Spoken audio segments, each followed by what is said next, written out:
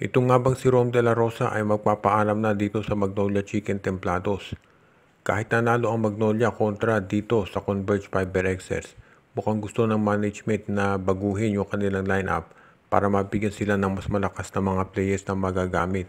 Dahil mukhang gustong siguraduhin nitong management ng Magnolia na hindi na mauulit yung dating pangyayari kung saan malakas sila sa umpisa pero sa bandang huli ay kinakapos. At mukhang sa wakas nakikinig na yung management dito sa sinasabi ng mga fans talaga na dapat na itong si Rom de la Rosa ay ma-trade na dahil medyo mahirap talaga kapag ganyan dahil hindi naman masyadong nagagamit ng mabuti itong si de la Rosa kahit ang daming playing time na binibigay. So sa tingin nila mukhang mas maganda kung itong si de la Rosa talaga ay ma-trade na nitong Magnolia Chicken Templados.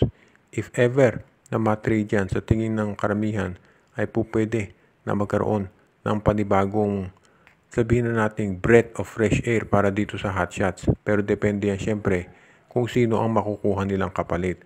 Dahil small forward dito si De La Rosa, marami namang ibang players dyan na pwede silang makuha. Kaya for example, itong si Jason Perkins pwede nilang makuha kapalit ni Rom de la Rosa o kaya naman ay baka si Tyler Tio. Posible rin na maging kapalit niyan ay si Joshua Monson o kaya si Arvin Tolentino. Maraming mga available players na ngayon na pwedeng mapunta dito sa Magnolia na mas makatutulong kaysa dito kay De La Rosa. At parang yan ang naiisip ngayon itong management ng Magnolia kaya willing na silang i-trade ang matagal ng player na naglalaro para sa hotshots.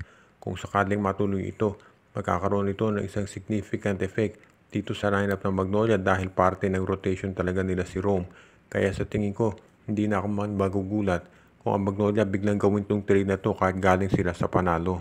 Pinakita ng Rain or Shine Elasto Painters dito sa kanilang panalo kontra sa Barangay Ginebra na isa sila dito sa magiging mga contenders ngayon.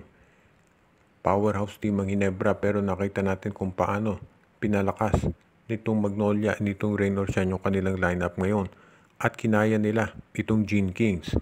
Actually, ang nanguna pa nga dito sa Rain or Shine ay yung kanilang rookie na si Felix Lemeti na naka-score ng mga crucial baskets. At yan ang dahilan kung ba't marami nga nagsasabi na baka itong si Gian Mamuyak ma-trade na dahil ang ganda ng nilalaro ni Lemeti at baka siya na ang maging starting point guard talaga nitong ROS at maging pinaka-dependable sa kanila.